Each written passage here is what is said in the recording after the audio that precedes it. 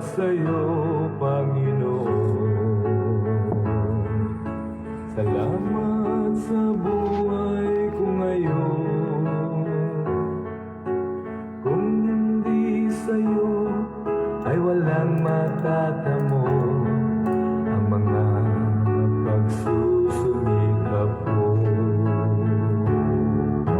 Kaya sa bawat sandali. Good morning, Malin. Good morning, Junard. Good morning, Kas Jepong. Good morning, good morning. Dahil sa iyong kabutihan aking nakamtan. Nalit po tayo ngayon ng 3 minuto. Pasensya na po. Ako'y tagumpay. Salamat sa'yo, Panginoon. Salamat sa Good morning, Ma'am Bell. Good morning, Brenda. Good morning, Jong. Nilberto Caniete Jr. Good morning. Kumusta ka dita? buhay ko'y ikaw ang siyang tanda. Good morning, Sister Primrose. Salamat sa'yo, Panginoon. Salamat sa Good morning, Ma'am Telma. ngayon. Hindi sa'yo Peace be with you all. God bless you po. Maraming salamat po sa inyong paghihintay. susumikap ko. Kaya sa bawat sandali, sa iyo ako'y magpupuri. Dahil sa iyong kabutihan aking nakamtan. Manolos Biminda, Asuncion Gonzales. Good morning. Pangarap ko'y tagumpay. Salamat sa'yo, Panginoon. Salamat sa nakamtan ko ngayon. At kailanman sa'yo ay hindi magbibitaw. Sa buhay ko'y ikaw ang Good morning, Cheryl. Ipagkamalan mo dita. Canada. buhay ko'y ikaw ang siyang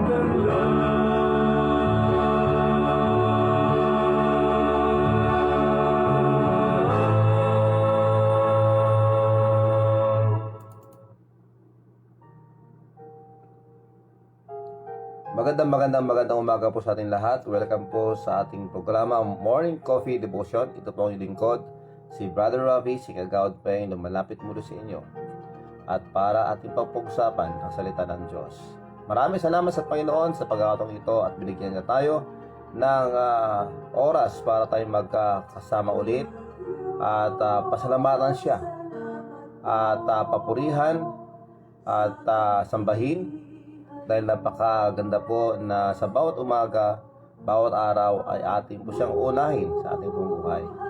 Pakinggan po muna natin ang awiting ito bilang pasalamat sa Kanya at pagpapalala sa atin sa maraming mga biyayang pinagkakaloob ng Diyos sa ating buhay. Especially for the life that He gave to us. Maraming salamat sa Panginoon.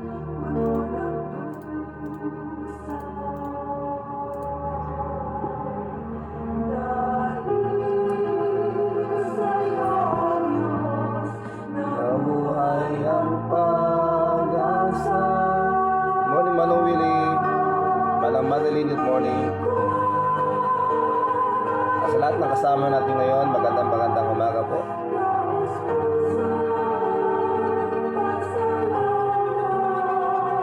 Gian, Sabian Corpus.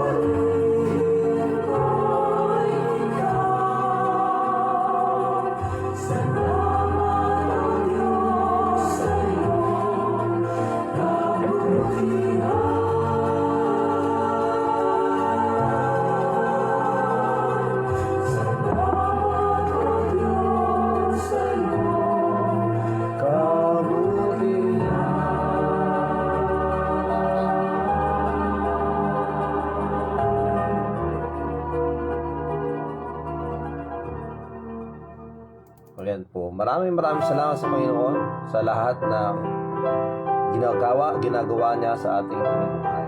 Ayan po. Kumusta na po kayo mga kakape? Magandang umaga po sa ating lahat nandito sa Asia, sa Pilipinas. Magandang umaga po. Magandang tanghali dyan po sa Hawaii. Magandang hapon po dyan sa Canada. Magandang gabi dyan po sa England. Dyan po sa Kent, sa Sunderland. Kung nasaan si Chairman Edgar Alonso. Maraming salamat po sa inyo. Sa inyo pong laging pong pagsubaybay sa ating pong programa. Magandang gabi po dyan po sa UAE, sa KSA. Maraming salamat sa inyong pong oras na kahit na madaling araw o kay hating gabi sa inyo ay nakakasama namin kayo dito sa amin pong programang Morning Coffee Devotion. Maraming salamat po sa inyo dyan, and God bless you all dyan po sa Middle East at dyan po sa Spain. Maraming salamat po dyan sa Switzerland, dyan po sa Norway. Maraming salamat po sa inyo. Ngayon po tayo ay lubos na nagpapasalamat sa Panginoon sa pagbibigay niya sa atin ng kalakasan. At opo, maraming salamat sa kanyang mga biyaya na tayo po ay buhay pa rin hanggang ngayon. Salamat sa kanya. Di po ba dapat nagpapasalamat tayo sa kanya dahil napakabuti po ng ating Panginoon sa atin. Despite of this pandemic, nandito pa tayo, buhay pa tayo.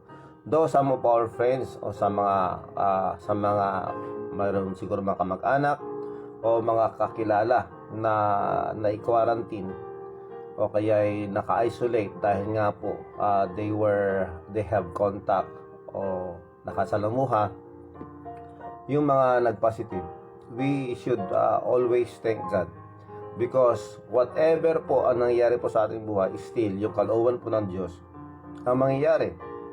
Kaya nga po kung pag-usapan natin yung mga istorya sa Bible, napakaraming mali, di po ba? Napakaraming mga hindi dapat ginawa, napakaraming mga bagay-bagay na desisyon ng mga characters of the Bible in where alam po natin na mali yung kanilang pong mga ginawa o mga desisyon, pero still yung plano ng Panginoon gaya po ng dahil po sa kanyang kapangyarihan mangyayari yung kanyang pong plano para sa atin. Kaya salamat sa Diyos na kahit tayo nagkakamali, kahit tayo nagkakasala, ang kalooban pa rin ng Diyos ang magwawagi. Diyan po ang tinatawag na sovereignty of God. Yan po. God is sovereign.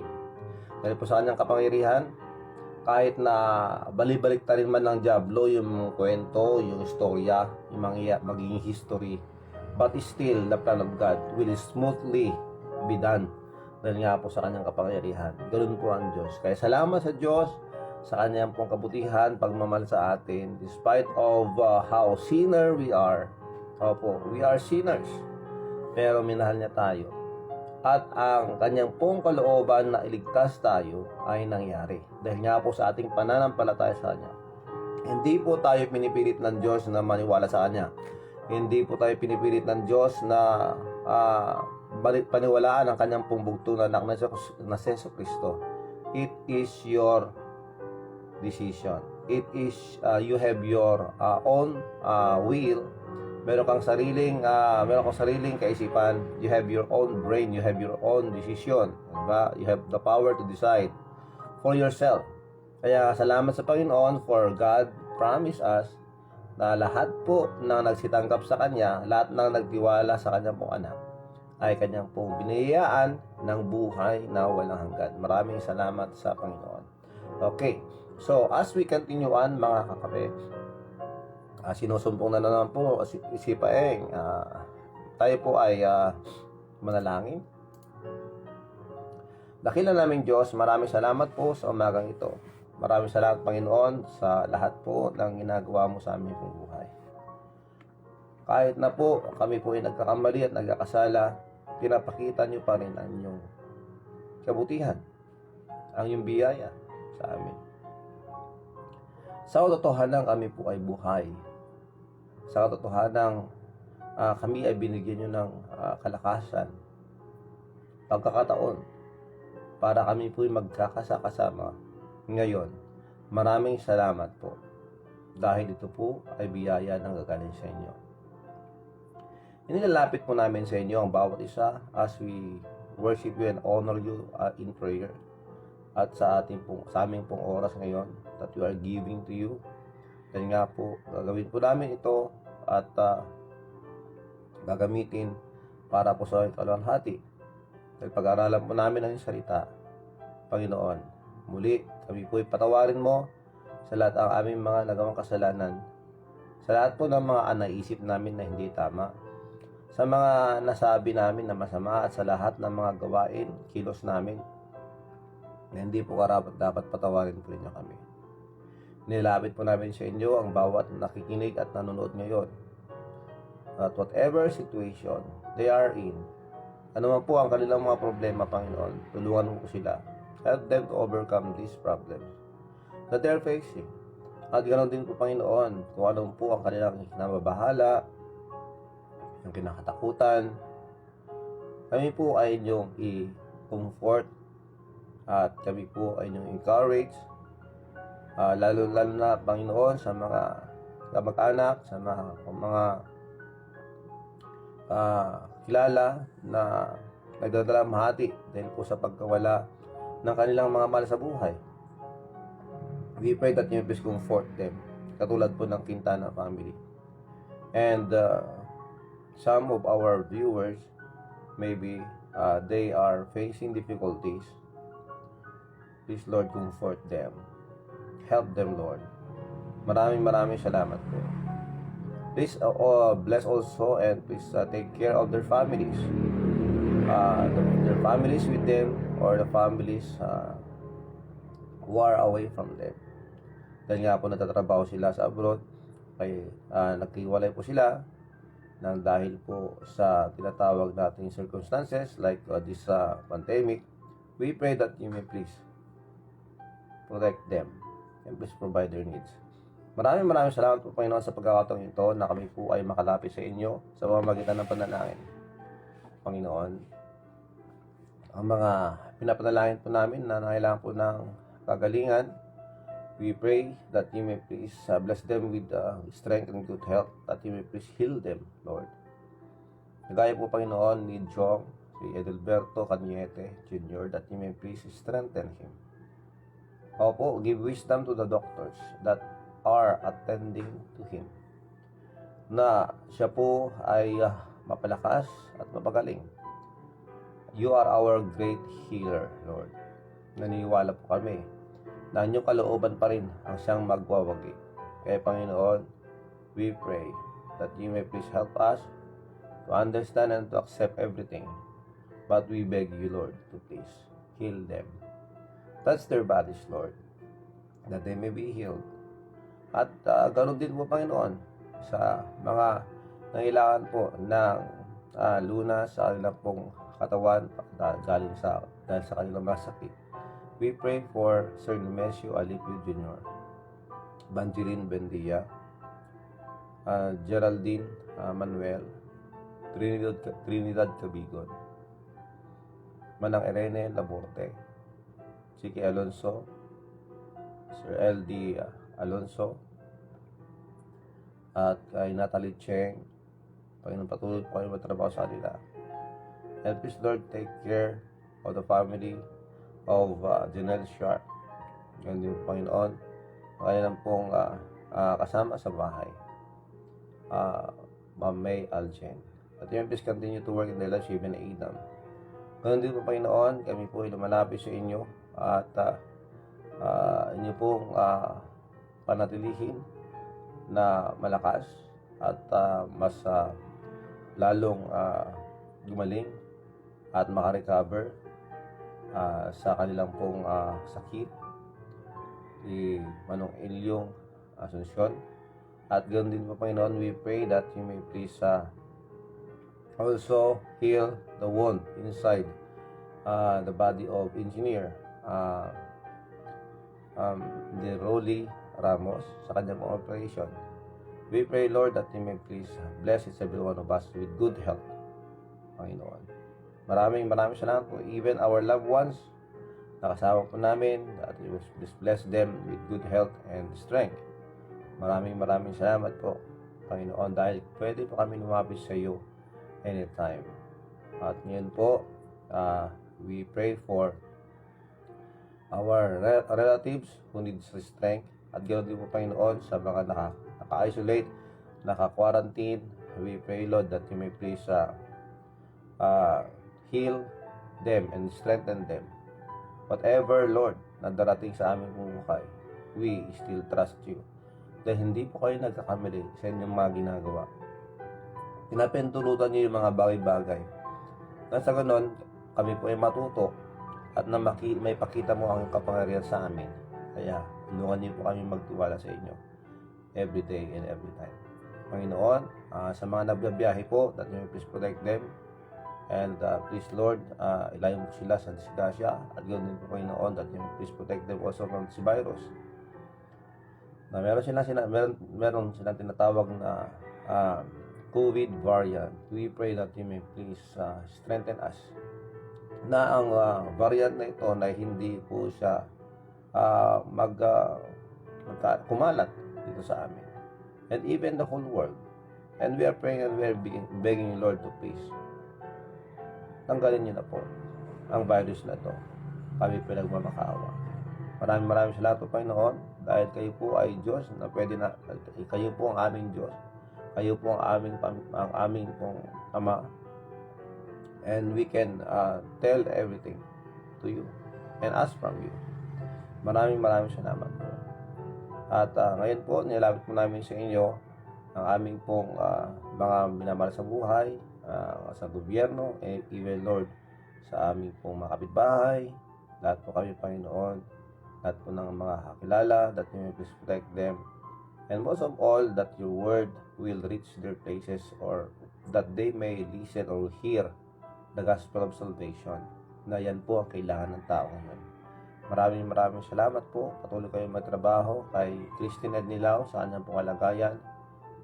Kayo po ang gumawa ng paraan, Panginoon, for her acceptance uli, Panginoon, para may pagpatuloy ang kanyang training. Maraming salamat po. Bless the INPPO, Panginoon, please protect them. We thank you also for your protection and guidance. Kami po ay malapit sa inyo, Panginoon, at makaawa, at please protect the frontliners. Maraming salamat po. Bless the teachers. Please give them wisdom and good health and more patience. At ganoon din po sa mga learners, that you may please give them wisdom to understand their modules, at ganoon din po sa kanilang mga online classes. Maraming salamat po. Bless each every one of us. Ito po ang aming dalangin, Panginoon. Patuloy kayong magtrabaho sa aming buhay. Ito po ang aming dalangin sa pangalan ni Jesus. Amen and amen. Ayan po. Maraming salamat, mga kape, for your patience. Okay, kaya kailangan ko pong ayusin muna ang aking sarili. Sandali lang po, Pakinggan muna natin to, The Lily of the Valley. I have found a friend in Jesus. He's everything to me. He's the fairest of 10,000 to my soul. The lily of the valley, in him alone I see. All I need to cleanse and make me fully whole. In sorrow he's my comfort, in trouble he's my stay. He tells me every care on him to roll. He's the lily of the valley, the bright and morning star. He's the fairest of 10,000 to my soul.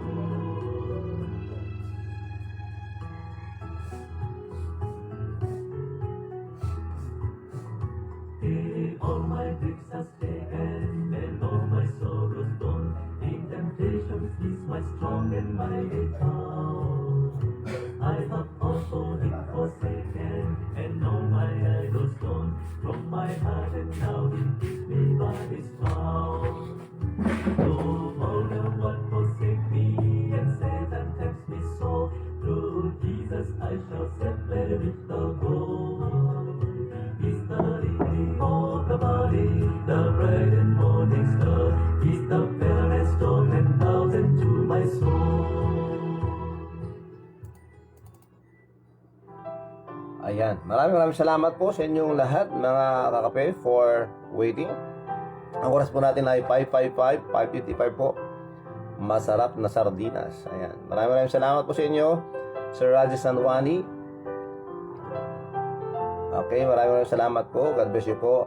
Ma'am Telma Harapal Coredilaw, Brother Johnson Gawiran Tolentino. Thank you very much, Brad. Makapag-jogging na tayo. Wait for me, I will be there and fetch you later, Brother Johnson. Maraming salamat. Pray for us. We will travel, going to the north, but not outside Ilocos Norte, mga kakape. Dahil kami magsusurvey mamaya, magbibisita sa mga kapatiran na nasa Hilaga po, papuntang Pagudpud. Maraming salamat po sa inyo. Dwayne Dale, Dennis, maraming salamat, Dennis. Ingat kayo dyan palagi. Manang Susan Gorino, Florilyn Wanya, maraming salamat po. Carl, Michael Yamelo Castillo, good morning. Miko, Engineer Mildred Alonso Ramos, maraming salamat po.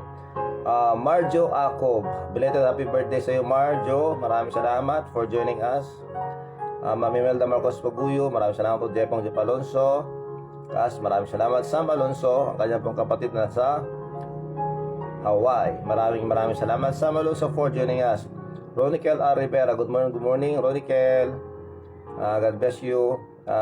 Sermina Pascual, good morning po sa lahat. Kaibuti ng Diyos sa ating lahat dahil tayo naman ay nagsama-kasama na naman ngayong umaga na makinig ng salita ng Diyos. Salamat sa Panginoon sa buhay ngayong umaga. Yes, salamat sa Panginoon. Tunay nga po, dapat tayo magpasalamat every time that we wake up in the morning. Though we are expecting that we can live still in the morning, but it's still the grace of God. Kaya tayo po ay nabubuhay. Kaya pasalamat tayo sa Panginoon. Totoo po yun. Thank you, Lord, for this morning, for this life that you gave. Yan po dapat. Christian Daka, maraming salamat sa Bengka. God bless you. Saan ka na nakatira ngayon, Christian? God bless you, Christian. Magpakabait ka palagi. Meredith Maningas, Manang Merly, maraming salamat. Manang Marilyn Obay Total, Auntie Marilyn Raca Alonso, and Ma'am Marilyn Seredon. Ayan, mga tatlong Marilyn. Kumusta kayong lahat? Telma Harapal kung nila, maraming salamat po. Sa lahat ng mga kasama natin ngayon, God bless you all. Okay, we'll proceed now to our lesson. Dahil alam ko po na kailangan po natin simulan ito dahil napakahaba po ng pag-usapan natin. Because ang ating pong caption, the children of Jacob. Sino ba yung mga anak ni Jacob? Kaya ang sabi ko sa inyo, ang ating pong ginagawa since January 1st, when we started to learn or study the book of Genesis, the book of beginnings, the origin of everything dito sa lupa, dito sa mundo. Ang ginagawa po natin, yung binabasa lang po natin yung kwento, nag-istoryahan lang po tayo kung anong history, kung anong nangyayari, and we will get the lesson from it. Yun po ang ginagawa natin ngayon. So hanggang matapos po ang Genesis, ganito pong gagawin natin. Kaya samahan niyo po ako na maglakbay pabalik doon sa nangyari noong unang panahon at ating pong alamin ang mga nangyari sa kanila at kung paano ang Diyos ay napanatili o hindi na yung tinatawag na kung paano naipakita ng Diyos ang kapangyarihan through His sovereignty. Dahil po, siya po ang pinakapangyarihan sa lahat, siya po ang Diyos na may akda ng lahat. Though some things happened na hindi po ka nais-nais, but still, kung ano po ang plano ng Diyos, ay mangyayari at mangyayari pa rin. Ganun po ang kapangyarihan ng Diyos. Kaya po nang sabi ko kanina, salamat tayo sa Panginoon na kahit na ang ating pong sarili, minsan hindi natin maintindihan, minsan na magulo, yan po. May mga ginagawa tayong mali na kahit alam natin hindi tama, hindi dapat, ginagawa pa rin natin. But still, God is sovereign. Kung ano po ang plano niya sa ating buhay, as we allow Him, if we repent from our sins, He will do it. At kung ano yung plano niya sa atin, mangyayari at mangyayari yan. Salamat sa Panginoon. But we need to be sensitive to the voice of God. Dahil alam po natin, hindi naman po pwede na bagkos alam natin na napakabait at napakabuti ng Panginoon, we will abuse the goodness of God. Hindi naman po dapat yun, na inaabuso natin yung kabutihan ng Panginoon. Na alam natin na kahit anong gawin natin, mapapatawad tayo ng Diyos. Hindi naman po dapat ganun. Bilang mga anak ng Diyos, let us be careful sa lahat ng pong ginagawa. Opo, kaya napakabuti po ng Diyos na binibigyan po tayo ng pagkakataon para magbago. Kaya kung ano yung mga maling ginagawa natin, baguhin na po natin, ayusin na po natin. Meron pa tayong pagkakataon na binigyan ng Diyos ang ating buhay ngayon para maitama ang lahat. Ganun po. To forgive and to forget and to ask for forgiveness. Yan po ay mahalaga. To clear our conscience. Napakahalaga po nun. Nang sa ganon, tayo po ay makapaglingkod sa Panginoon na free, malaya. Na kahit anong sabihin ng mga tao sa atin, sa ating paligid, we can still have that confidence na tayo po ay makapaglingkod sa Kanya. Tandaan po natin yan. At ito pa, ang mga tao, kahit gumagawa ka ng kabutihan, pero de los buenos, may magagalit pa rin sa atin. Pag nakagawa tayo ng mali, kahit kunti lang yan, makakalimutan lahat ng mga ginawang kabutihan sa kanila. Ganyan po ang tao. Kaya ang sabi ng Diyos, huwag kayong magsawang gumawa ng kabutihan. Yan sabi ng Diyos, mga kakape. Kaya huwag na huwag kang magsawa na ipakita ang kabutihan mo sa iba. Kahit ganun ang pinapakita nila na masama, kahit gaano kasama ang pinapakita at pagtatrato sa iyo, kailangan pa rin natin pakita ang ating kabutihan. When they will scold us or tell something that is not true about us, just have patience and forgive them. Ganun po dapat ang ating ginagawa bilang mga anak ng Diyos. Salamat sa Panginoon. So, we'll proceed to the story. Samahan niyo pa ako. Kilalanin natin yung mga naging anak ni Jacob at kung paano nabago ang kanyang pangalan na maging Israel. Sino ba ang nagpangalan sa kanyang Israel? At sino ba ang mga anak niya? Na kung alam natin, when we say Israel, the nation of Israel, it composed of 12 tribes. 12 po na tribo ang bumubuo sa Israel, the nation of Israel. Hanggang ngayon, it's still there. And in the future, according to the prophecies and to the revelation of God, na ang mga magiging great witness po sa panahon ng kapighatian dito sa mundo, wala na tayo nun dito. God will use this 12,000 each tribe to be witness during that time of tribulation. Ang layo na natin. Tribulation ang pinag-usapan natin. Yung panahon ng paghihirap at kapighatian sa mundo. Pero wala na tayo nun.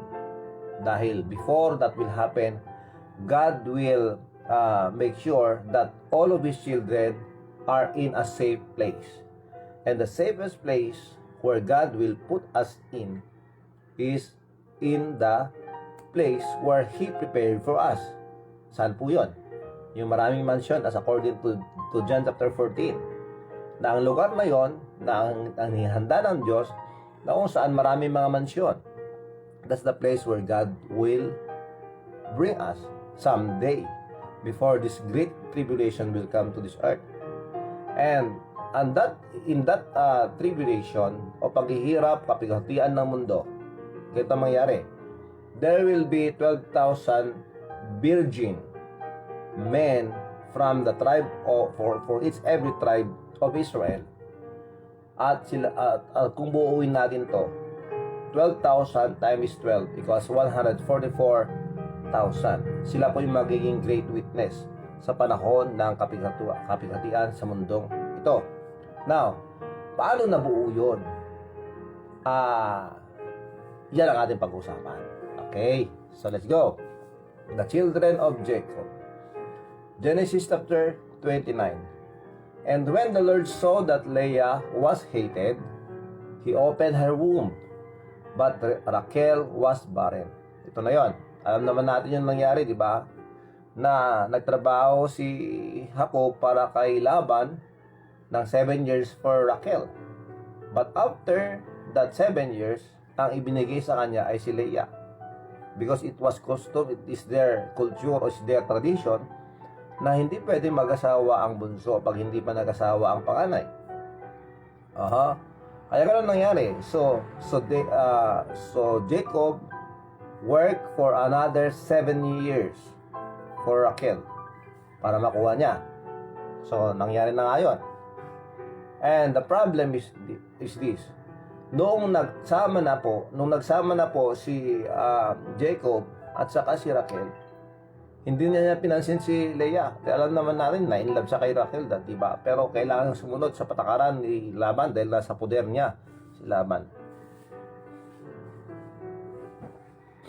Ito, and Leah was hated because when the Lord God saw Leah was hated by Jacob, God opened the womb of Leah and God closed the womb of Raquel.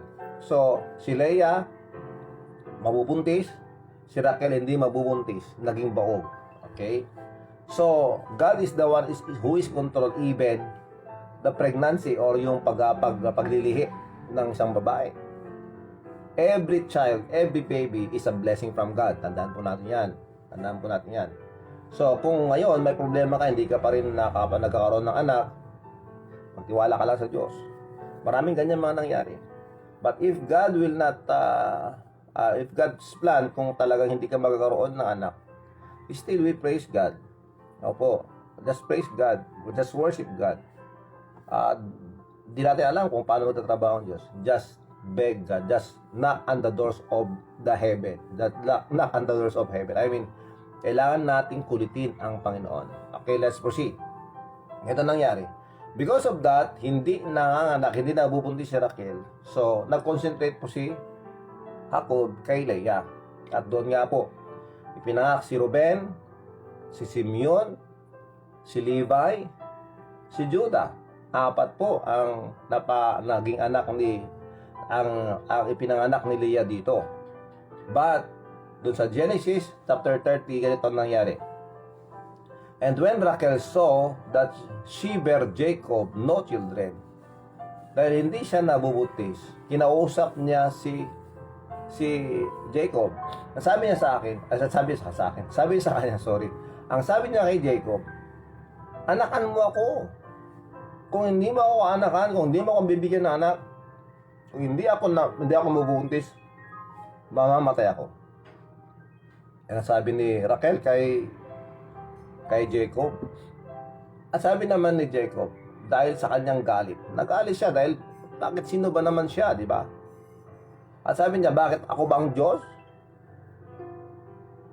Para mabibigyan kita ng anak?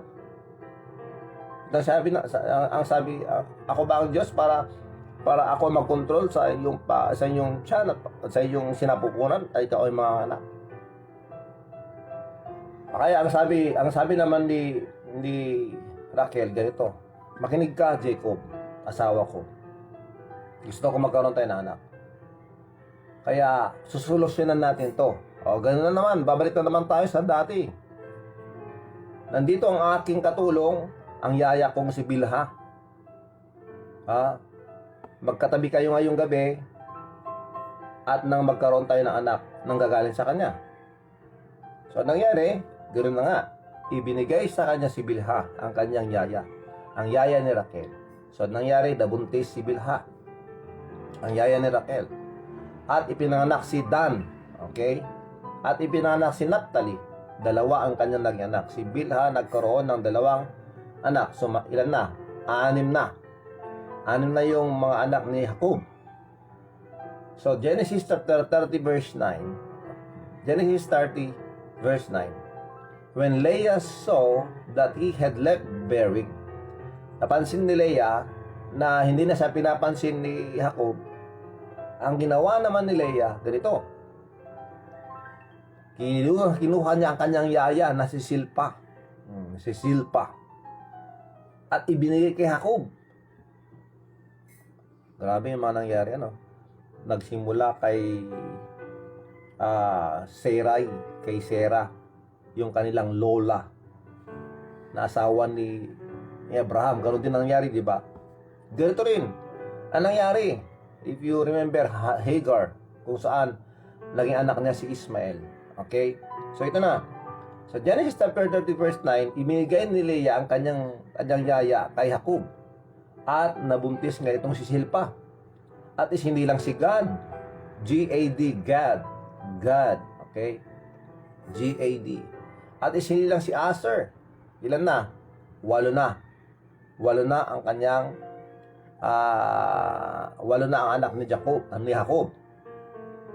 At dumating ngayon time na nagkaroon ng kaguluhan sa pamamagitan ni Raquel at saka ni Leah. Nag-away sila dahil lang sa basket. Ayan. Yun ang istorya eh. Yun ang nangyari. Sabi ni Raquel kay Leah, bigyan mo ako niyan. Basket na yan. Grabe ka naman, sabi naman ni Leah. Inagaw mo na nga ang aking asawa. Tapos pati itong mga basket na nagagaling sa aking anak na si Ruben, kukunin mo pa. Sabi naman ni Raquel, sige, pagbigyan mo ako ng basket na yan, sasabihin ko kay Jacob, makatatabihan ka niya ngayong gabi. Yan ang nangyari. So, anong nangyari? Kinagabihan. Tinabihan ni Jacob si Leah. Anong nangyari? Nagkaroon ulit ng anak, nabuntis ulit si Leah. Pang-siyam na, si Isakar. Pang-sampu, si Zebulon. Okay, 10 na yon. At nabuntis ulit si Leah. Okay, so ang anak ni Leah kay Jacob, 7. Yung pang-7 ay isang babae. Si Dina. Yan. So merong anak si Jacob na babae. Ang pangalan ay Dina. Nangyari na ngayon. Ilan na? 11 na. Pero 10 pa rin yung lalaki. Sa Genesis chapter 30 verse 22, ito na nangyari. Sa Genesis chapter 30 verse 22. And God remembered Raquel. Naalala lang Diyos si Raquel. Anong ibig sabihin nito? Binuksan na niya ang kanyang sinapupunan. At ang nangyari, nabuntis si Raquel. At ang anak niya na ika-12 at pang-11 na lalaki ay si Joseph. Okay, si Joseph.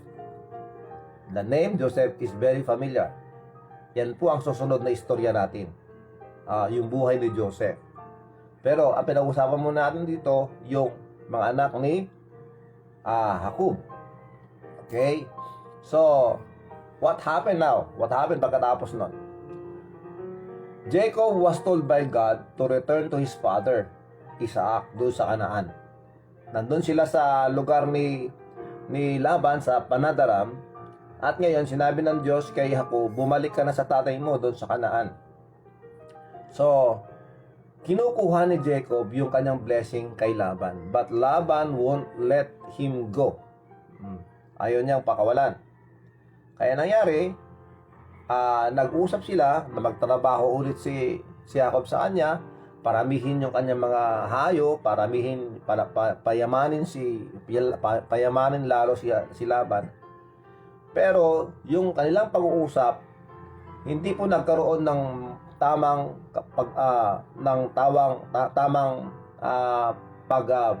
pagbabayad. Yon. Nagkaroon po sila ng panluloko. Niloko ni Laban si Jacob. Na imbes na ibigay yung tamang sahod sa kanya o tamang bayad, hindi binigay. Nilinlang niya si Jacob. Tingnan nyo, kung mapapansin nyo, si Jacob ng kanyang pangalan ay isang deceiver. When we say Jacob kasi, ang kanyang pangalan ay ibig sabihin manlilinlang. Yan. Napakapangit ng pangalan ng Jacob. Manlilinlang. So, dahil siya ay mapanlinlang na tao, bumalik lahat sa kanya yung kanyang mga ginawa. So, yung prinsipyo of this universal principle na sowing and reaping, mangyayari at mangyayari. Yan ang sinabi ko sa inyo noon eh. Hindi tamang gamitin ko ang word na karma. Pero ganun ang parang ibig sabihin. At kung ano ang iyong tinanim, yun ang iyong aanihin. This is what happened to Jacob. Dahil nanloko siya ng tao, niloko niya si kanyang tatay, niloko niya ang kanyang kapatid na si Iso, at niloko niya dahil sa kanyang panluloko, niloko din siya Kung tingnan nyo, maraming beses siyang niloko ni Laban, di ba? Because he worked for Raquel, but he gave Leah instead. At yun na yun. At dito pa nga, kaya napilitan si Jacob na lumayas. Dala-dala ang kanyang pamilya, dala-dala ang kanyang mga katulong, dala-dala ang kanyang mga hayop, mga alaga, at umalis sila, hindi sila nagpaalam kay Laban. Hindi sila nagpaalam. At nung malaman ni Laban yun, hinabol niya. Pagkatapos ng ilang araw, hinabol niya at nagkita sila doon sa lugar kung saan nagpahinga ang grupo ni Jacob. At doon, ang nangyari, kinausap ng Diyos si Laban, wag kang magsalita ng hindi maganda kay Jacob. Kaya nangyari, nag-usap sila, naging maayos ang problema. Naging maayos. At mayroong susunod na problema. Ano? Dito, bago dumating yon, ganito pala ang nangyari. One night, nung umalis na si Laban, na naginip, may nangyari na isang parang milagro, okay, sa buhay ni Jacob. Then sa gabi na yon, siya ay nakipag-wrestling, nakipaglaban sa isang lalaki. Okay? At sila ay nag-wrestling ng magdamag. Grabe yun. At kinabukasan, bago lumiwanag ang araw, sinabi ng lalaki sa kanya, "Let me go." Genesis 32:26. Genesis 32:26. Ito ang nangyari. Sinabi ng kausap niya, sinabi ng kanyang ka-wrestling, dahil ayaw pakawalan ni ayaw pakawalan ni Jacob. Kaya sabi niya, "Let me go, for the day breaketh." Magliliwanag na, pahintulutan mo na ako, palayain mo na ako. But Jacob said, "I will not let thee go except thou bless me." And he said unto him, "What is thy name?" And he said, "I am Jacob." Sabi ni Jacob, "Ako si Jacob." And he said, "Thy name shall be called no more Jacob, but Israel." Dito na bago yung pangalan ni Jacob. From Jacob to Israel. Ito na yun. So, ang pangalan na gagamitin na natin, pangalan ngayon, ay si Israel. Pag sinabi natin Israel, alam na natin yun kung sino. Si Jacob. Okay? "For a prince thou hast thou power with God and with men, and hast prevailed." And Jacob asked him and said, sabi ni Israel sa kanyang kausap, "Sabihin mo sa akin anong pangalan mo." Sabi naman ng kausap niya, "Bakit ko naman sasabihin sa iyo? Para saan pa?" Kaya ang ginawa ng lalaki, ito ay ang Panginoon. Okay? He blessed Jacob there. Okay? At ang ginawa niya, pagkatapos nung umalis ang Panginoon, paika-ika sa paglalakad si Israel. Bakit? Hinawakan kasi ng Panginoon at siya ay na-disalign yung kanyang buto. Yun. Na-disalign yung kanyang buto. Kaya paika-ika na siyang maglakad. Ngayon na, ito na. Sino ang tao na gustong pumatay kay Jacob? Naalala nyo? Ngayon ang dahilan kung bakit sinabi ni Rebecca at saka ni Isaac nun sa kanya, "Pumunta ka sa tito mong si Laban. Doon ka muna manatili. At hayaan mong mawala muna ang galit niya ng taong ito." Yan ang kapatid niyang si Iso. Dahil nga niloko siya, gusto niyang patayin eh. Galit na galit eh. Kaya kinakatakot. Ito yung isang problema pa, di ba? So, what happened?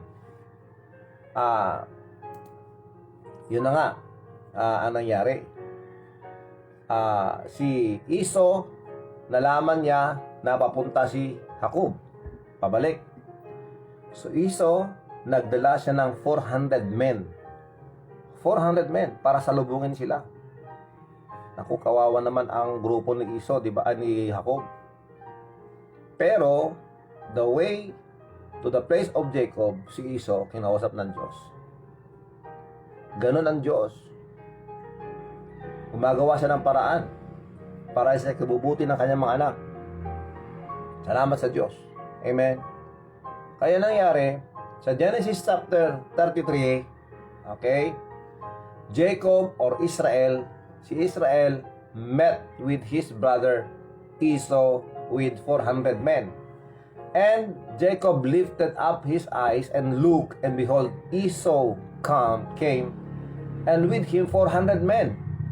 And he divided the children unto Leah and unto Rachel and unto the whole housemates. Dahil nga, papunta na siya, ang ginawa niya, hatiin muna at mag-divide tayo. Hati-hati tayo, doon ka. Para kung sakaling may mangyayari sa amin dito, makakatakas kayo. Ganon, takot na takot si Jacob. Takot na takot si Jacob. Nang makita niya na darating ang kanyang kapatid na si Esau. But what happened? In Genesis 33:4, makinig, ang ganda ng nangyari.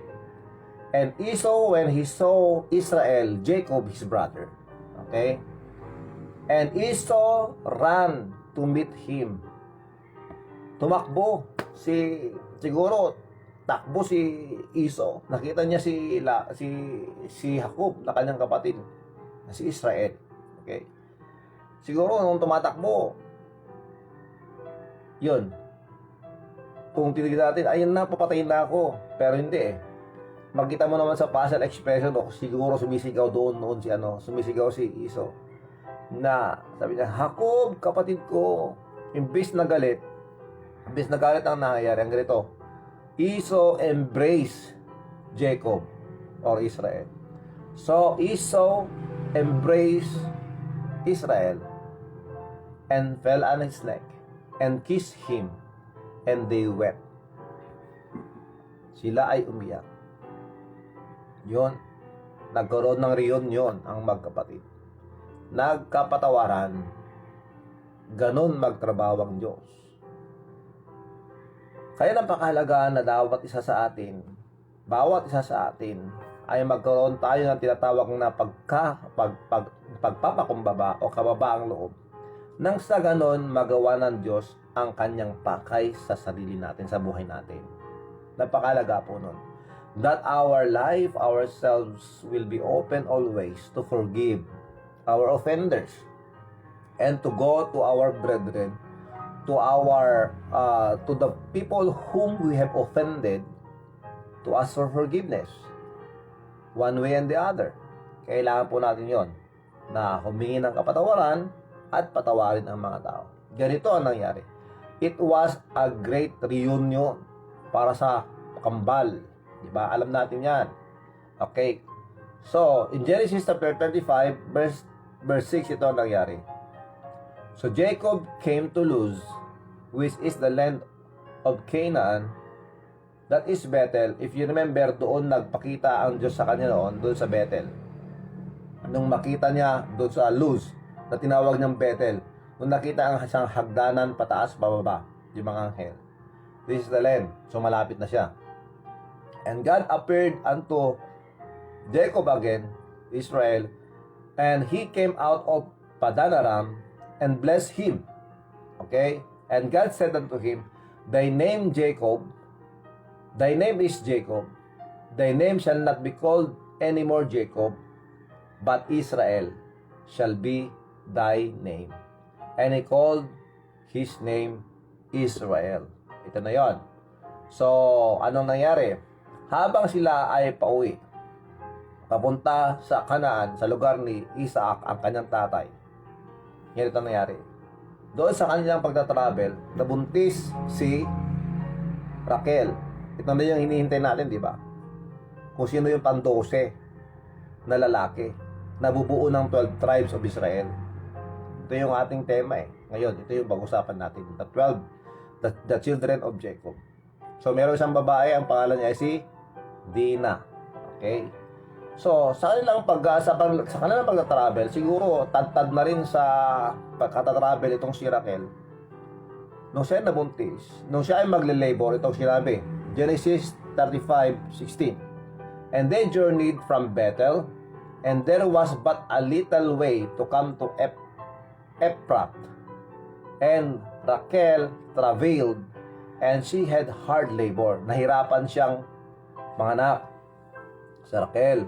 And it came to pass, when she was in hard labor, dahil hirap na hirap siyang mag-labor, hirap na hirap siyang manganak, that the midwife said unto her, Fear not, huwag kang matakot. Thou shalt have this son also. Okay? May lalabas mo yan. May lalabas mo ang anak mo. And it came to pass, as her soul was departing, habang siya ay nag-aagaw buhay si Rachel. Dahil namatay siya, that she called his name Benoni. Okay? But his father called him Benjamin.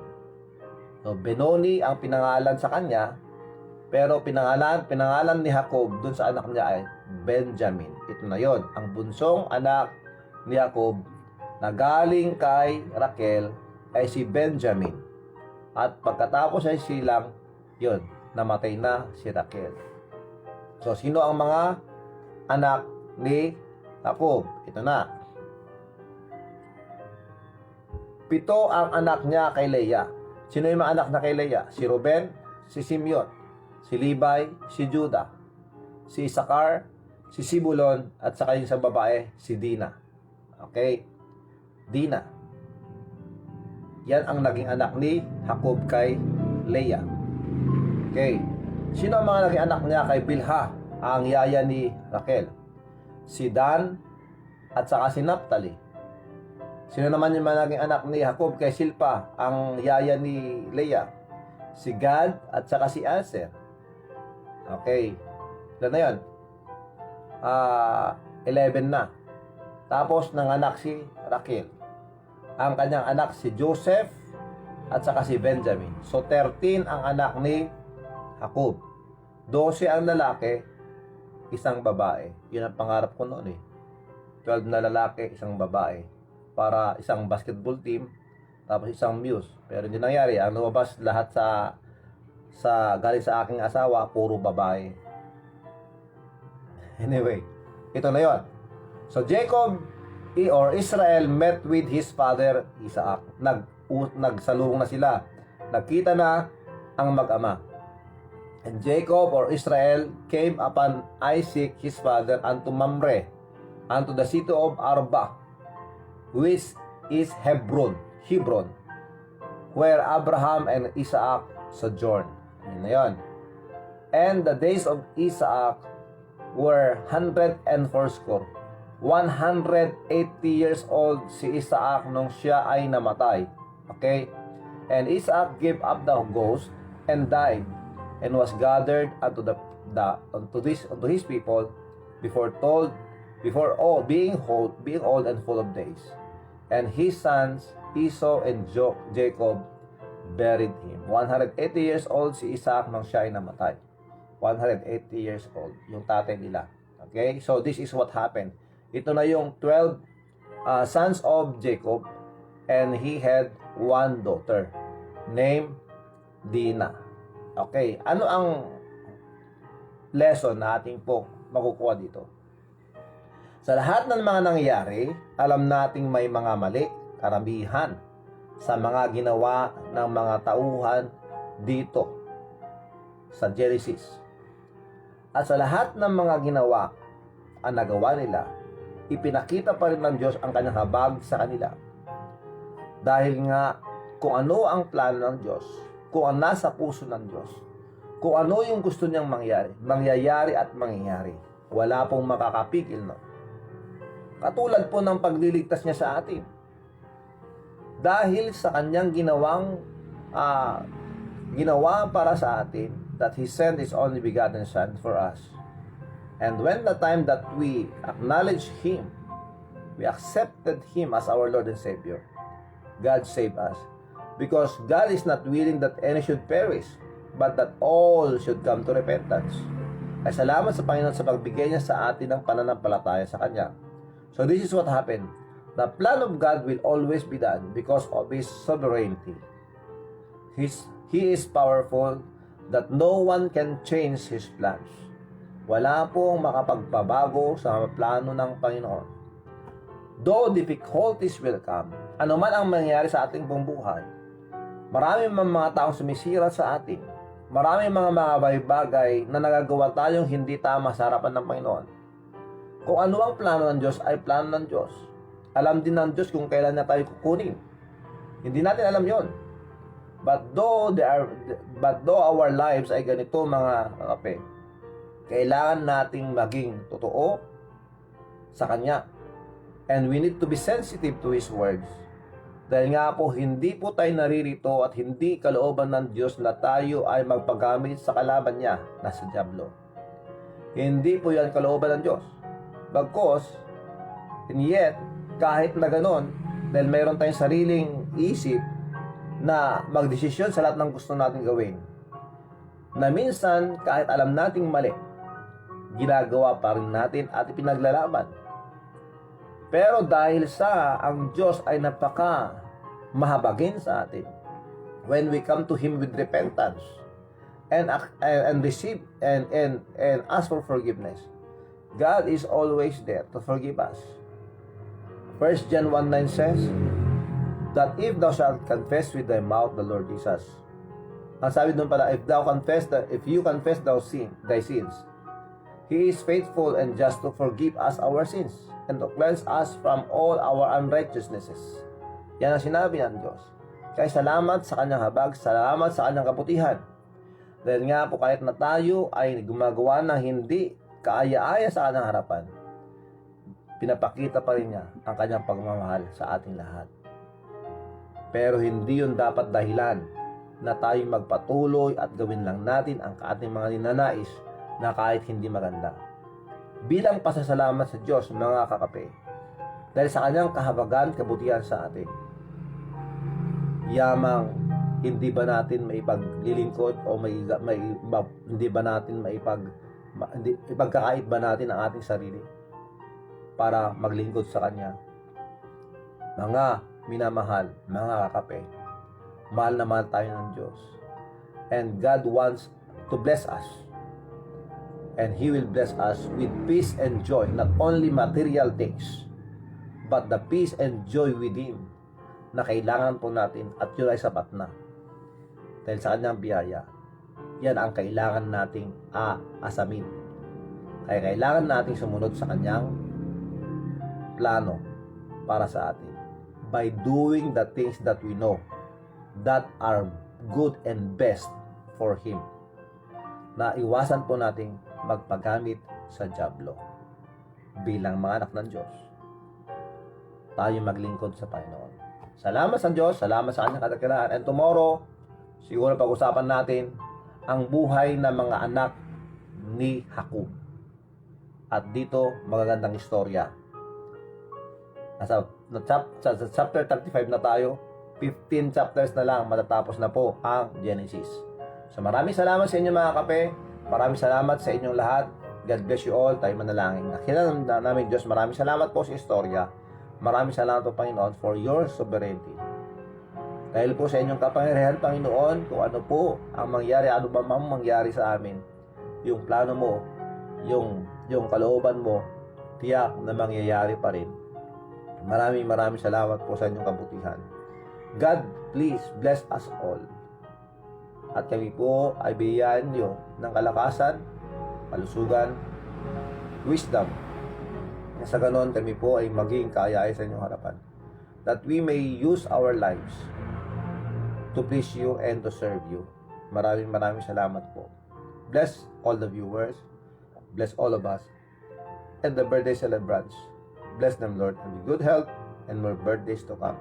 Maraming salamat po, Panginoon. Maraming salamat for what you're doing in our lives. Bless us, O Lord. We thank you very much in Jesus Christ's name. Amen and amen. Okay, we'll play now the birthday song for the birthday celebrants this morning. Maraming salamat mga kape for joining. Maraming salamat dahil hindi kayo nagsasawa na makinig sa salita ng Diyos. Kaya na sinasabi ko sa inyo, what we are doing now is we are taking our survey sa Genesis. Ayan po. Maraming salamat. Happy birthday to Sister Maria Lourdes Dumlao. Happy birthday, Malu. Kay Rose RD, maraming salamat. Happy birthday. Kay Manang Marilyn Obay Total. Manang Marilyn, happy birthday sa'yo. Happy birthday. Kasama natin ngayon, nakikinig ngayon si Manang Marilyn. Manang Marilyn Obay Total. Happy birthday sa'yo. Si Mateo Lacuna, happy birthday. Kay Raymond Santos. Sir Raymond Santos, maraming salamat po. Happy birthday. Jenny, nandyan po sa Dubai. Happy birthday. Jenny Kitog. Okay, Molina Emma. Okay, sandali, binago mo pangalan mo kasi. Si Emma. Ayan. Si Anak. Ayun po. Ayun. Si Lerma. Ayan na, si Lerma. Si Maludumlaw, maraming salamat. Happy birthday. Happy birthday, boss Johnny Ong. Johnny Ong sa PH's Pride. Happy birthday sa'yo. Jenny Accorda Kitog. Dwight Richmond Palaganas. Sir Richmond Dwight Palaganas, happy birthday sa'yo. Ayan, maraming salamat sa inyong lahat. Lerma Anak Gavieta, happy birthday po sa inyo.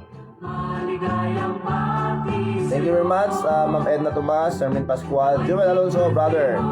Lloyd Alin Maulit Kawili, maraming salamat po. Manang Mercy Ragasa, God bless you po. Salamat po sa inyo.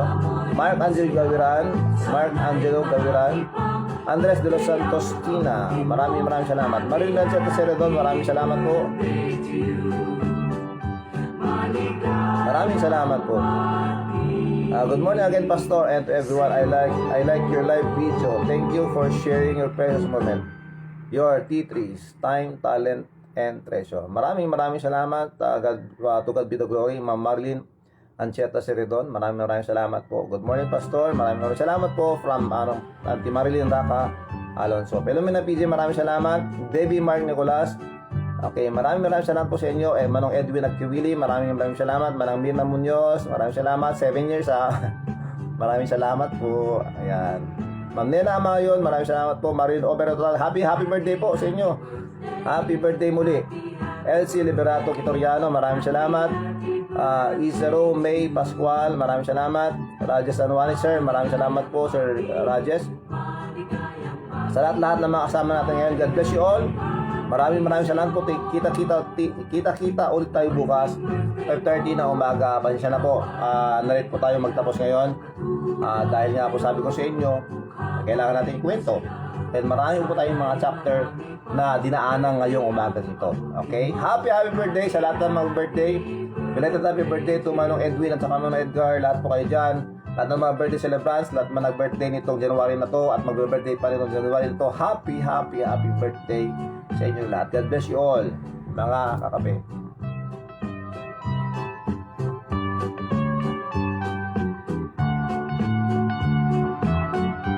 Okay, mulit-mulit ito po nyo lingkod, si Brother Rafi, sa Kaot Paeng. Lagi nagsasabi sa inyo ano mang mayari sa ating buhay, ano mang sitwasyon, o ano mang mga dumarating sa ating buhay na hindi ka nais-nais. Tandaan natin ito, lagi natin unahin at tatawagin ang ating Panginoong Diyos. God first, tandaan po natin yan. Okay?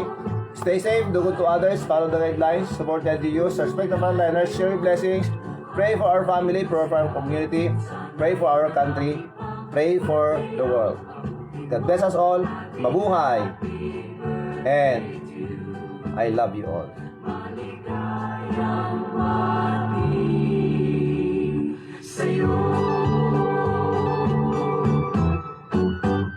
Bye-bye.